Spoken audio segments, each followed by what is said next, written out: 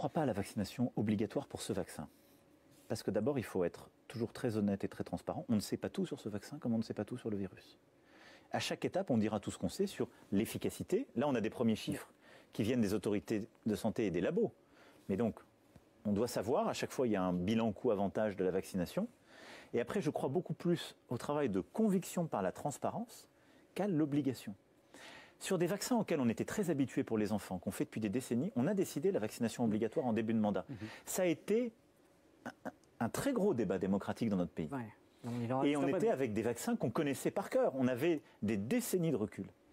Je pense que c'est contre-productif de rendre le vaccin obligatoire sur des vaccins qu'on connaît mal, sur une pathologie. Mais justement, quand on dit on ne connaît pas tout sur les vaccins, ça peut être aussi quelque part. Moi, je me dis, en tant que citoyen, si on me dit ça, c'est inquiétant quelque part. Est-ce qu'on a tous les éléments aujourd'hui pour rassurer les gens de se dire, bon, là, il n'y a pas. Non, on les a pas. On a les autorités sanitaires considèrent. Que font les autorités de santé quand elles autorisent un vaccin ou un médicament? Elles regardent deux choses. Elles regardent l'efficacité et la toxicité.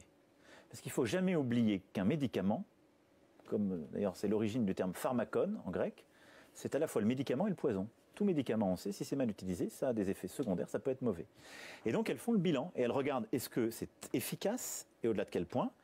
Les autorités américaines, elles se sont mis un seuil de 50%. Et est-ce que c'est toxique et qu'est-ce qu'on a identifié?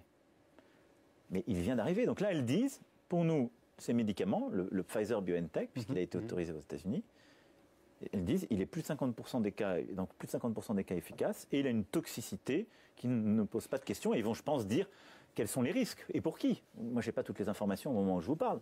Ouais. Et donc, c'est ça ce qu'on va faire à chaque fois. Parce que vous voyez, en France, il y a souvent cette question par rapport au vaccin, vous l'évoquiez il y a quelques instants, d'une certaine forme de défiance qui est très importante dans la population. Je pense qu'on ne répond pas à la défiance par l'obligation. Il y a des personnes qui disent le vaccin, ce sera sans moi. Qu'est-ce que vous leur dites aujourd'hui? Je dis, d'abord, n'ayez pas un propos définitif. Ce sera des vaccins. Le vaccin d'avril ne sera pas celui de janvier. Il y a des vaccins qui vont arriver au printemps-été, qui seront faits avec d'autres techniques. Donc en gros, si on nous dit ça, il faut mieux attendre avril pour... Non, d'abord, je vais vous rassurer. Ouais.